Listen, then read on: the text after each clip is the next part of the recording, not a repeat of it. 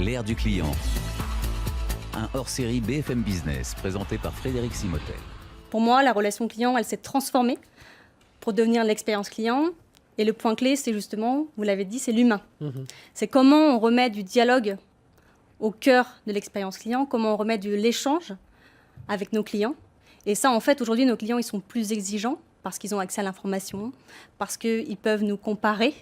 Du coup, le digital, il ne doit pas être opposé en fait, à la relation client, il doit être au service de nos collaborateurs pour donner du sens. L'idée, en fait, effectivement, c'est d'utiliser le digital pour un petit peu retirer toutes les tâches qui n'ont pas de valeur ajoutée et concentrer nos collaborateurs, leur donner du sens à leur travail et se concentrer sur la valeur un peu qualitative. Oui. On est allé un peu vite au début, on a voulu intégrer un peu tous ces... Alors je ne parle pas des chatbots, d'intelligence artificielle, mais du mobile, de ces applications. On a voulu intégrer tout ça un peu vite dans les grandes marques, les grandes enseignes. Bien sûr, les attentes du client vont toujours beaucoup plus vite que les capacités des entreprises à intégrer des canaux et des technologies. Souvenez-vous, il y a quelques années, on parlait de communication 360, et puis ensuite de multicanal, et puis de cross-canal, et maintenant on parle d'omnicanal. Et de quoi on parlera demain? En fait, simplement d'une relation apaisée, une relation fluide, une expérience qui soit pour le client, qui soit simple finalement. C'est tout ce qu'il attend, une relation qui soit enrichie aussi, qui soit entièrement personnalisée sur tous les points de contact de son parcours. Déjà, ce qu'il faut savoir, c'est que pour 85% des dirigeants, l'expérience client est un facteur de différenciation. C'est pour ça que les entreprises, elles remettent au centre le client, elles remettent au centre l'humain, et elles déploient des parcours beaucoup plus fluides, beaucoup plus simples, pour créer de la valeur et de la valeur au service de leurs clients. Et ça, je pense que c'est ce qui est en ligne de mire dans toute cette transformation.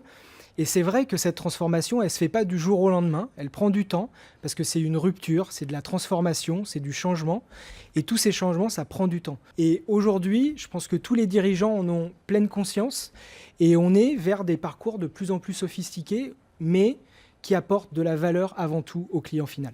Dans le prolongement de ce qu'on disait tout à l'heure sur la réconciliation, c'est exactement ça. Et il y a une belle expression pour ça qu'on utilise à l'Académie du Service, qui est la symétrie des attentions. Oui. Prendre soin de ses collaborateurs pour qu'ils puissent prendre soin des clients. Et derrière la symétrie des attentions, il y a la symétrie des capacités aussi.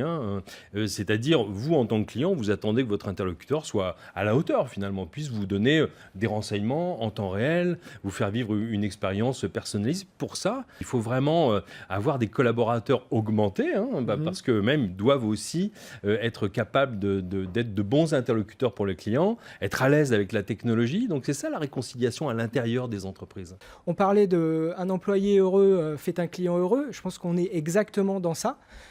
Et aujourd'hui, on a les technologies, les outils, les moyens à notre disposition. Donc ce qu'on voit chez nos clients, c'est de mettre à disposition tout ça pour leurs employés et au final pour leurs clients.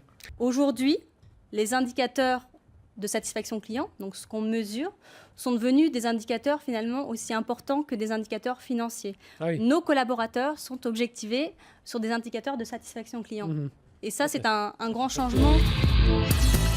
BFM Business, hors série, l'ère du client.